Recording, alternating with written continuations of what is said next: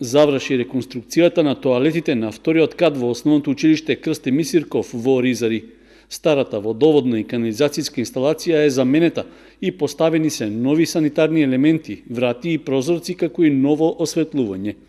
Директорката Сонја Иванова истакна дека е решен значаен проблем во училиштето, со оглед што кај санитарните јазли немало интервенција уште од 1976 година, кога е изграден новиот дел на училишната зграда. Со средства од Министерството за образование продолжуваат и работите на првиот кат, за кои се очекува да бидат завршени најдоцна за 1 месец.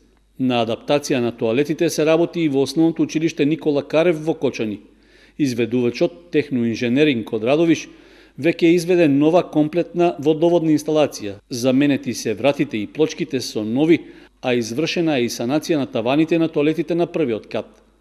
Истовремено, до 11 март трае постапката за пријавување на заинтересираните изведувачи за реконструкција на тоалетите во основното училиште Малина Попиванова, каде е планирано градежните работи да се завршат во период од најмногу 2 месеци.